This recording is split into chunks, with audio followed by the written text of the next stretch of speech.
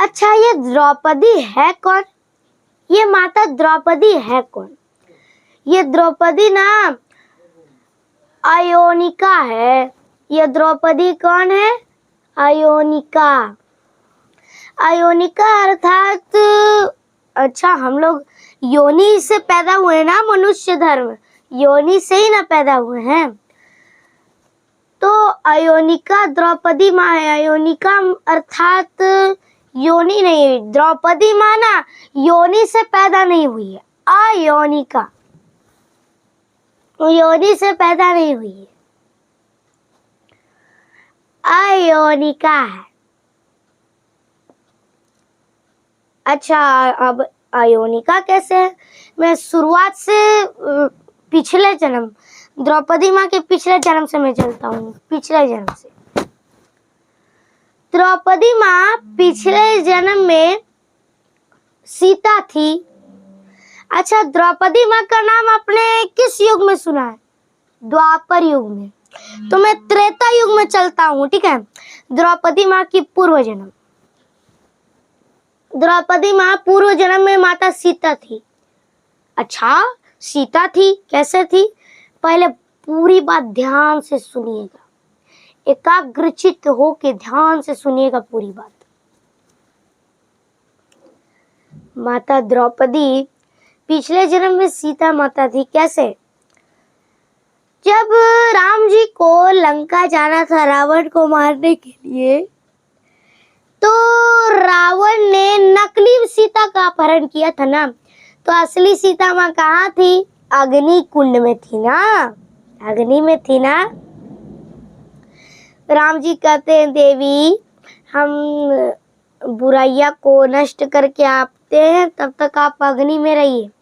और सीता माँ अग्नि में गई तो सीता माँ की परछाई से एक प्रकट हुई सीता माँ की आहुति, सीता माँ की प्रकट हुई आहुति। तो सीता माँ की आहुति प्रकट हुई, तो वही सीता थी द्रौपदी।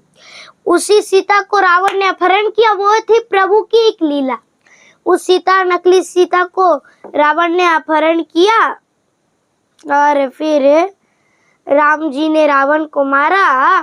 और वो जो नकली सीता माँ थी वो कहती है, प्रभु मुझे आप ही की पत्नी रहना है। अच्छा, प्रभु को देख करके कौन मोहित ना हो?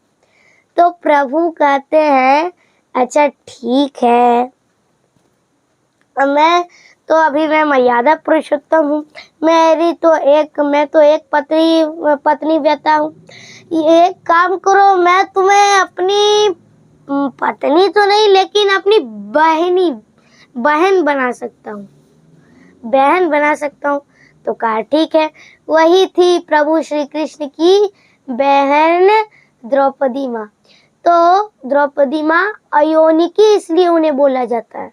तो वो श्री कृष्ण की कौन थी? द्रौपदी माँ बहनी, बहन। कौन थी? बहन। कौन थी मेरी माँ?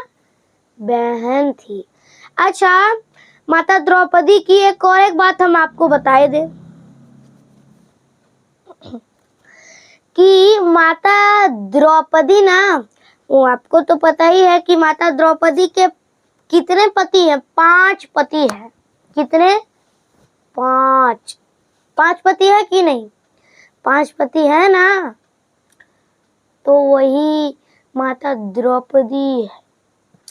तो 5 पति की एक पत्नी द्रौपदी माता।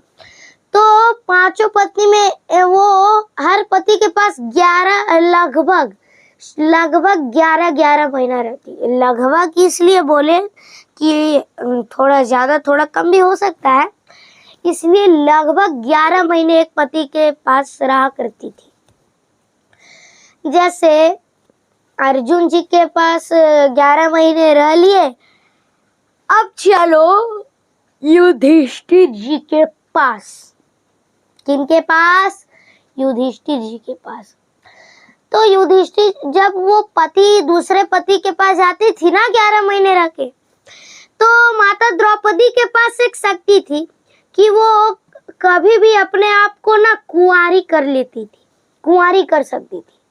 तो जब 11 महीने के बाद दूसरे पति के पास जाती थी, तो दूसरे पति के पास जैसे मान लीजिए युधिष्ठिर जी के पास अब गई, तो युधिष्ठिर जी के पास नहीं तो नकुल, सहदेव, भीम, युधिष्ठिर दूसरे पति के पास जाती थी 11 महीने के बाद, तो कुंवारी बन करके जाती थी, कुंवारी बन करके, उसके बाद विवाहित होती थी।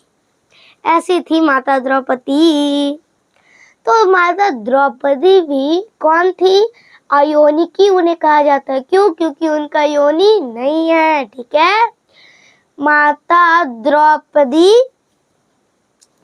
बहुत धन्य थी कि वो प्रभु की बहन बनी। चलो पत्नी तो नहीं, लेकिन बहन तो सही, वो प्रभु की बहन बन गई। सोचिए कितनी धन्य थी। तो धन्य हो गई माता द्रौपदी। तो प्रेम से बोलिए राधे राधे।